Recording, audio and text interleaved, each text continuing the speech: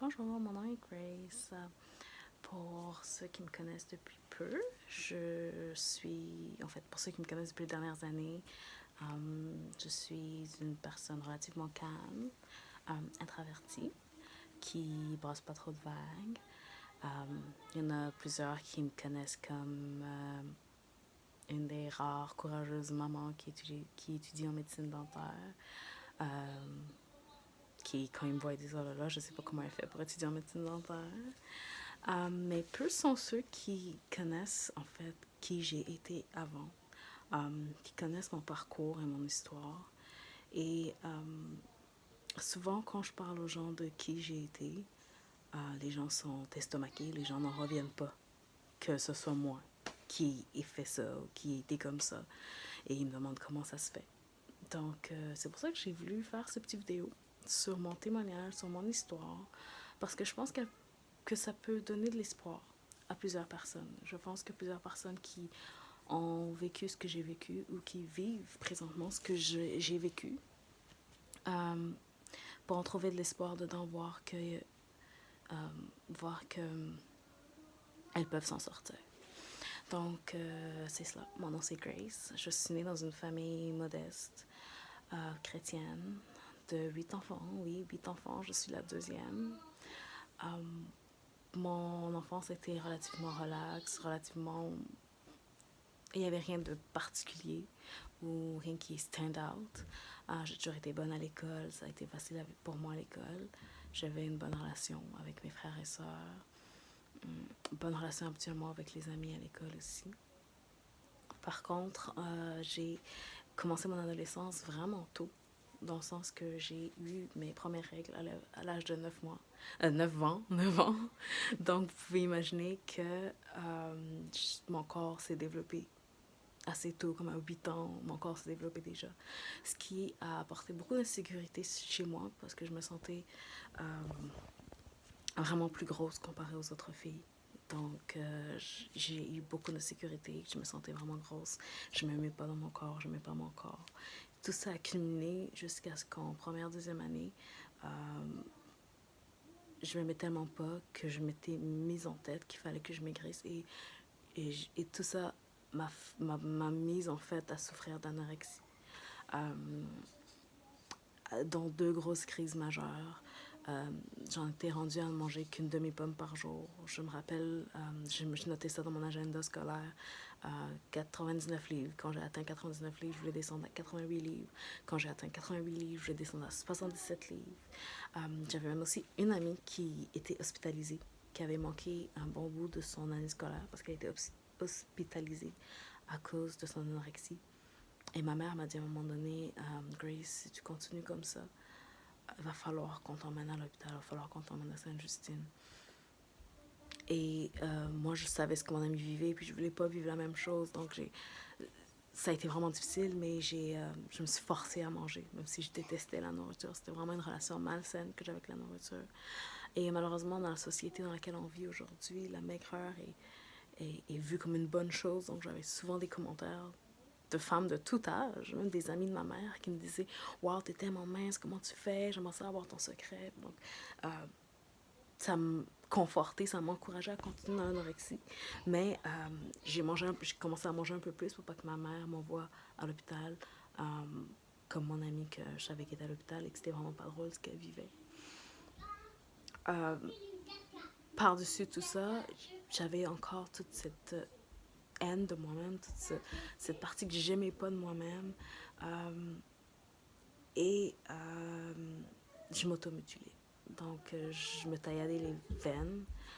J'ai encore les traces aujourd'hui dans mon bras. Là. Je ne sais pas si vous pouvez voir, mais j'ai encore des traces aujourd'hui sur mon poignet. Je faisais ça parce que quand je me sentais pas bien avec moi-même, quand j'avais l'impression que j'avais mal fait ou pas fait ce que je voulais faire, de me taillader, ça m'accordait comme un petit répit. Ça me soulageait un petit peu. Je sais vraiment pas comment expliquer ça mieux que ça. Mais je faisais ça régulièrement. Avec cela, on rajoute le fait que j'étais addict à la pornographie. Que depuis un très jeune âge, malheureusement, c'était au tout début de l'Internet. Donc, les parents ne savaient pas encore trop, le contrôle parental et tout ça. Puis moi, je cherchais un jeu pour enfants. J'ai comme écrit girls.com, quelque chose comme ça. Puis ça l'a sauté. Puis depuis ce temps-là, j'avais été hooked. Je, je voulais pas regarder ça. Après avoir satisfait ma curiosité, je voulais plus regarder ça. Mais je me sentais comme addict, obligée de le faire. Et chaque fois que je le faisais, ben, je me tailladais. J'étais comme en train de m'auto-punir. Par-dessus tout ça, j'ai vécu un événement assez traumatisant. Vers 14 ans, 15 ans, un événement traumatisant dans mon corps qui a fait qu'après ça, je voulais plus rien. Je m'en foutais de tout le monde. Je m'en foutais de la valeur de mon corps. Je m'en foutais de ce que je faisais avec. Je m'en foutais de ce qui se passait dans le monde. Je m'en foutais de ce que je faisais au monde. J'étais rendue vraiment renfermée sur moi-même après cet événement de violence physique faite sur moi. Je valorisais plus mon corps. Donc, je faisais ce que je voulais avec. Je m'en foutais qu'est-ce qui se passait avec. Je m'en foutais du mal que je pouvais faire aux gens. J'étais très dépressive aussi. J'avais des idées noires. Durant l'adolescence, j'ai fait 2 tentatives de suicide. J'ai été à l'hôpital aussi à cause de pensées noires. Il y a une travailleuse sociale qui est venue travailler avec nous. C'était vraiment difficile pour mes parents aussi de... Tu sais, ils avaient déjà 8 enfants, puis ils devaient essayer de comprendre tout ce qui se passait avec moi. Puis j'ai jamais été non plus très expressive. Je gardais beaucoup à l'intérieur de moi ce qui se passait. Puis quand j'explosais, on comprenait pas ce qui se passait. Pourquoi j'explosais soudainement. Je m'aimais pas, puis je m'en foutais de ce que je faisais de mon corps. Donc, ça, c'était une bonne partie de mon adolescence. Mes parents sont chrétiens, donc ils nous parlaient beaucoup de Jésus. Mais moi, à ce moment-là, je m'en foutais. J'étais comme, ça m'intéresse pas. C'est pas pour moi. J'ai pas envie d'en savoir plus. J'ai pas envie de suivre Jésus. Ça m'intéressait pas à cette époque-là de ma vie.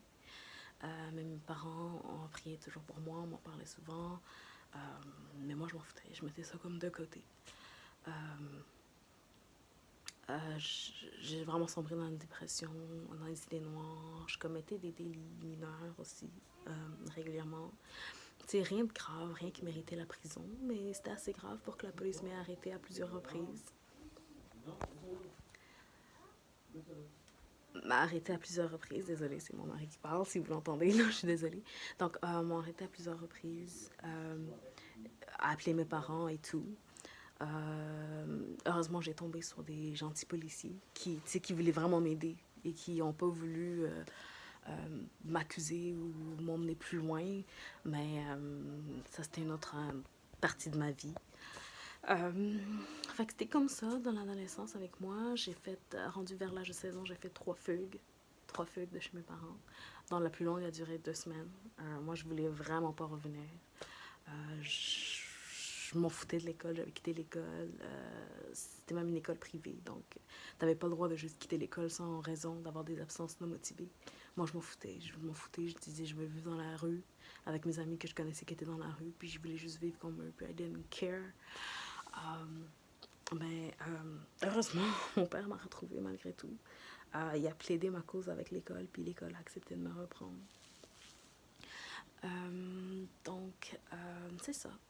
À un moment donné, ma mère, elle m'a parlé d'un livre. Elle m'a donné ce livre. Ce livre parlait de Jésus, parlait de son amour, parlait du paradis et de l'enfer. Quand j'ai lu ce livre, ça m'a vraiment touchée. Je ne m'attendais pas à vraiment toucher. Je veux dire, j'étais une grande liseuse. J'ai toujours été une grande amatrice de littérature. Tous les livres d'Alexandre Dumas, je les ai tous lus. C'est mon auteur préféré. Donc, quand j'ai lu ce livre, ça m'a juste comme touchée. L'amour de Jésus, c'est ce qui est venu me toucher. Peu importe ce que j'avais pu vivre, peu importe les difficultés que je vivais, je sentais qu'il manquait quelque chose dans ma vie. Je sentais qu'il y avait un manque dans ma vie qui créait toute cette noirceur. Et juste que Jésus pouvait faire quelque chose avec ça. Alors, out of the blue, j'ai accepté de donner ma vie à Jésus. À ce moment-là, j'avais 18 ans, je pense. Je pense que j'avais 18 ans. J'en ai parlé à mon chum. C'est mon mari aujourd'hui qui était mon chum à cette époque-là. Et on a parlé de Jésus. Et lui aussi a voulu donner sa vie à Jésus. Il a donné sa vie à Jésus. Il a accepté Jésus dans son cœur. Ça a fait toute une grosse différence. Honnêtement, là, le monde qui me connaisse aujourd'hui, c'est le monde qui me connaisse après Jésus. C'est comme la date avant Jésus-Christ, après Jésus-Christ. Les gens qui me connaissent aujourd'hui me connaissent après Jésus. Parce qu'il y avait vraiment une grace avant Jésus que les gens ne peuvent même pas imaginer. Que moi-même, quand j'y pense, I can't imagine comment je suis sortie de ça. Et ça n'a pas été fait du jour au lendemain. Mais quand tu acceptes Jésus dans ton cœur, c'est Dieu est esprit. C'est sûr que tu ne l'entends pas avec tes oreilles physiques, mais Dieu est esprit et il vient communiquer avec ton esprit à l'intérieur de toi. Et il vient te changer, il vient te rendre capable de surmonter ce que tu ne pensais pas pouvoir surmonter. Comme par exemple, pour l'anorexie. Encore, même après avoir donné ma vie à Jésus, j'ai encore vécu un gros lot, une grosse crise anorexique où je mangeais qu'un yogourt par jour. Les yogourts source, pas source, c'est source le nom, mais c'est les yogourts à 30 calories. Je mangeais 30 calories par jour. Je mangeais 30 calories par jour. J'étais vraiment rendue maigre. Mais encore une fois, j'aimais ça, mais à un moment donné, j'ai senti... J'étais couchée la nuit à côté de mon mari, puis je sentais que je m'en allais. Je sentais que mon cœur me lâchait. Je sentais que ça se passait, là. Et j'ai comme pris conscience. J'étais comme, non, je veux pas mourir. Je veux vivre avec mon mari, je veux qu'on ait des enfants, je veux vivre la vie. Et j'ai prié, Jésus, si tu me laisses vivre, je vais faire tous les efforts, je vais manger. Même si la nourriture me dégoûte, je vais manger. Puis je sais que tu vas m'aider à passer au travers. Et c'était une des pires nuits de ma vie. J'avais vraiment peur de m'endormir, j'avais peur de ne pas me réveiller. Puis je me suis réveillée le matin et j'ai recommencé à manger. Ça a vraiment pas été facile parce que j'avais vraiment une mauvaise relation avec la nourriture. Mais Jésus m'a changé ma manière de penser, puis j'ai réalisé que je préfère vivre en me trouvant grosse que de mourir en essayant d'être mince, parce que je me trouvais jamais assez mince. Et Jésus m'a vraiment aidé là-dedans à changer ma mentalité et ma relation avec la nourriture. Même chose pour l'addiction à la pornographie. C'était vraiment pas facile, mais Jésus m'a aidé à passer au travers et maintenant je peux dire que ça fait ça fait un bon bout de temps que je regarde plus, je suis même plus intéressée, ça m'intéresse pas du tout. Donc il y avait ça et vraiment il est venu transformer mon cœur, mettre un amour pour moi-même dans mon cœur parce que je vous avais dit qu'après la violence physique que j'avais vécue, je m'en foutais de moi, je m'en foutais de la valeur de mon corps. Et il m'a redonné un sens de la valeur de mon corps, d'apprendre à m'aimer moi-même et ça a vraiment été un processus, mais aujourd'hui, je m'aime qui je suis, j'aime les gens, je respecte les gens, je me respecte. Comme vous me voyez là, je suis là, zéro make-up, zéro extensions dans mes cheveux parce que je m'aime, je me trouve bien dans ma peau, je me trouve bien comme je suis. Et tout ça, c'est grâce à Jésus qui, je le sais, parce que de moi-même, j'ai essayé et ça n'a pas réussi. Donc vraiment, vraiment, Jésus a fait une différence dans ma vie. Et même après ça, même après que j'étais rendue après Jésus, une chose qui avait été vraiment difficile pour mon mari et moi, c'est qu'à un moment donné, on a décidé qu'on voulait avoir des enfants. Et je suis tombée enceinte. C'était un petit bébé qui devait naître en novembre. Je l'avais même appelé bébé novembre.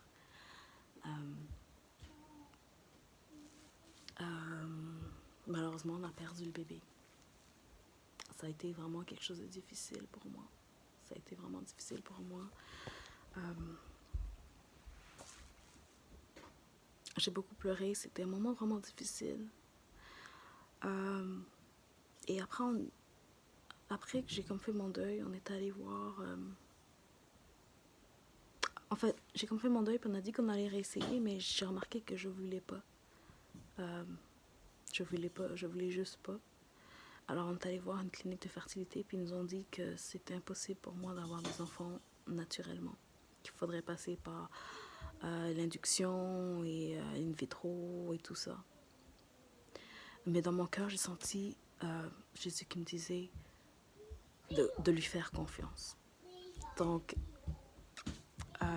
on a mis un hold sur in vitro et tout ça. On a dit pas tout de suite. Les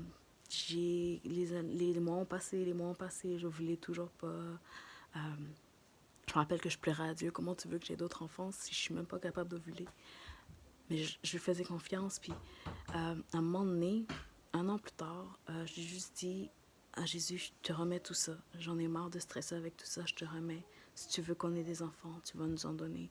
J'en ai marre de stresser pour ça. I'll leave it to you. Et 2 mois plus tard, j'ai senti dans mon cœur Jésus qui me disait, tu es en train d'ovuler. Puis j'ai fait, OK. 2 semaines plus tard, j'ai dit, je veux prendre un test de grossesse. Et what? J'étais enceinte de mon fils. Excusez-moi. Donc, c'était vraiment une belle nouvelle.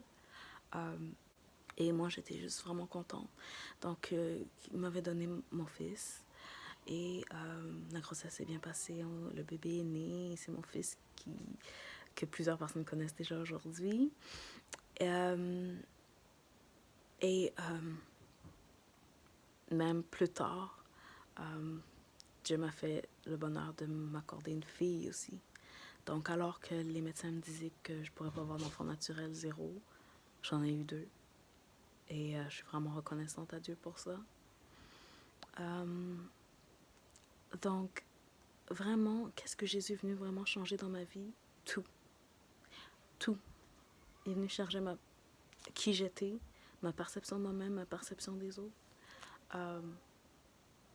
Développer un amour en moi que je n'avais plus envers moi-même, envers les autres. Un désir d'aider les gens, alors qu'avant, I just didn't care about others. Et avant, je m'en foutais des autres, et là, il m'a donné un amour pour les autres, un cœur pour les autres, et il m'aide chaque jour et me permet de grandir. Je crois que c'est une des relations les plus underrated, les plus sous-estimées, la relation qu'on peut avoir avec Jésus. Je crois vraiment que ça peut changer une vie. Il y a des gens, je sais qu'il y a des gens qui disent genre j'en ai pas besoin, ça m'intéresse pas, mais moi aussi avant ça m'intéressait pas. Mais je crois vraiment que l'être humain a été créé par Dieu et que dans chaque être humain, il y a une pièce du puzzle qui manque tant que tu n'as pas une relation avec ton Créateur au travers de Jésus. Il y a une pièce du puzzle qui manque. Et ça, souvent, tu le réalises pas. Tu le réalises pas tant que tu n'acceptes pas Jésus dans ta vie. Tu réalises pas qu'il te manquait quelque chose.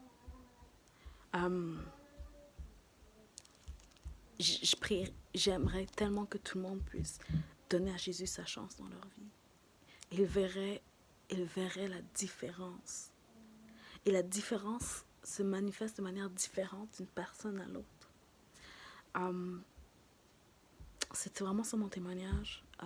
S'il y a quelqu'un que ça l'a touché, si ça t'a touché, ou si tu vis des choses que j'ai vécues et t'aimerais parler, écris-moi. J'ai laissé mon courriel en dessous. Écris-moi, envoie-moi un message. Je veux parler avec toi, je veux prier avec toi si tu veux. Si tu es touché par ce message, excusez-moi, il y a mon fils qui fait du bruit là. Si tu es touché par ce message, puis tu dis que t'aimerais accepter Jésus dans ton cœur, t'aimerais vivre cette différence dont je parle. C'est ouvert à tout le monde, peu importe ton background religieux, peu importe ton... Oui, donc, peu importe votre arrière-plan, peu importe ton arrière-plan culturel, peu importe ton arrière-plan religieux, peu importe ton arrière-plan ethnique, social, Jésus est proche de toi. Il n'y a rien qui te disqualifie. Peu importe ce que tu as pu croire, peu importe tes doutes, Et c'est tout à fait normal que tu aies encore des doutes, mais peu importe tout ça, il n'y a rien qui te disqualifie d'accepter Jésus dans ton cœur. Et je crois et je sais et j'ai vécu que ça a fait réellement une différence. Et donc, si tu as des questions à me poser, n'hésite pas à m'écrire à l'adresse courriel que je vais mettre dans les commentaires. Et si jamais tu as à cœur que toi aussi tu aimerais accepter Jésus dans ton cœur, si tu crois que Jésus est vraiment le Fils de Dieu, qu'il est venu sur la terre, qu'il a mené une vie sans mal, sans péché. Le péché, c'est quoi? Le péché, c'est tout ce que tu as pu faire qui t'a fait du mal, qui a fait du mal aux autres. Mentir, un prof qui demande est-ce que tout le monde a lu les notes de cours, puis qui t'a dit oui, même si tu n'avais pas lu. Ta maman qui dit qui a mangé dans les biscuits, tu dis que c'est pas toi, puis c'est toi. Ça semble anodin, mais c'est du mal. Tu roules sur la route, puis il y a quelqu'un qui freine sec devant toi, puis tu l'appelles de nom, tu le traites de tata parce qu'il a freiné sec devant toi ou il avance pas quand il devrait. Ça aussi, c'est du mal. Puis on en a tous fait, tous les êtres humains, on a tous fait du mal. Et Jésus vient pas te condamner. Mais le mal, ça sépare de Dieu, notre Créateur. Et ce que Jésus est venu faire, c'est qu'il est venu nous montrer, il est venu descendre sur la terre, nous montrer ce qu'est une vie sans mal. Et il a été crucifié, il est mort, mais Dieu l'a ressuscité. Et maintenant, il vit au paradis aussi, avec Dieu. Et il veut avoir une relation personnelle avec nous. C'est possible. C'est comme, on dirait un monde parallèle, qu'on pourrait en parler de ça, mais c'est un monde spirituel, mais c'est possible. C'est vraiment possible. Et il suffit d'accepter dans son cœur et tout le mal qu'on a pu faire est mis sur son compte. Et aux yeux de Dieu, on devient sans mal. Et donc, on a accès à lui, on a accès à Dieu, à avoir une relation avec lui. À la création de l'être humain, Dieu voulait être en relation avec lui. Mais on s'est laissé influencer par le mal et on s'est séparé de lui. Mais Jésus est venu faire en sorte que tout notre mal qu'on a fait dans notre vie, on peut le mettre sur son dos si on l'accepte. Et alors là, nous, on devient... C'est comme si lui avait vécu notre vie et nous, on avait vécu sa vie sans mal. Et alors là, on peut rétablir une relation avec Dieu. Et si tu crois que Jésus est le Fils de Dieu, qu'il est venu sur la terre mener une vie sans mal, une vie parfaite, qu'il est mort, qu'il a été ressuscité, qu'il vit, et que tu l'acceptes dans ton cœur, tu peux avoir une relation avec Dieu. Et je te dis, je te le dis, ça change ta vie pour le mieux, vraiment. Et tu vas le sentir dans ton cœur. C'est la pièce du puzzle qui manquait dans ta vie. Peu importe si tu as l'impression d'avoir tout. On s'entend qu'il y a du monde qui ont l'air d'avoir tout, là. Mais ils se suicident pareil. Combien de fois on entend parler de célébrités qui se sont suicidées? Ça, c'était du monde qui avait tout, la célébrité, l'argent, il manquait de rien, ils étaient en bonne santé, ils avaient des amis, des fans, des gens qui les aimaient, mais se sont suicidés parce qu'il manquait quelque chose dans leur cœur. Donc, des fois, on se ment à soi-même, puis on se dit qu'il ne manque de rien dans notre vie. Mais ça, là, on le remarque seulement quand on l'accepte, qu'il manquait une pièce de puzzle dans notre cœur. Et cette pièce de puzzle, elle a la forme de Jésus. Donc, je voudrais inviter, si tu as envie d'accepter Jésus dans ton cœur, je t'invite à faire cette prière. Une prière, c'est juste parler à Dieu. Tu n'es pas obligé de fermer tes yeux. Tu n'es même pas obligé de mettre tes mains en signe d'emoji prière. Mais que ça vienne de ton cœur. Juste de dire, Seigneur Jésus, je reconnais que tu es le Fils de Dieu, que tu es venu sur la terre mener une vie parfaite, sans mal, sans péché. Qu'on t'a crucifié, que tu es mort, mais que tu es ressuscité et que maintenant tu vis et que tu veux une relation avec moi. Je te prie de pardonner tout le mal que j'ai pu faire et je t'accepte dans ma vie. Je t'invite dans mon cœur. viens établir une relation entre Dieu et moi. Au nom de Jésus. Amen. Si tu as prié cette prière sincèrement, écris-moi aussi dans les commentaires. Je veux parler avec toi, je veux discuter avec toi, je veux prier avec toi si tu veux.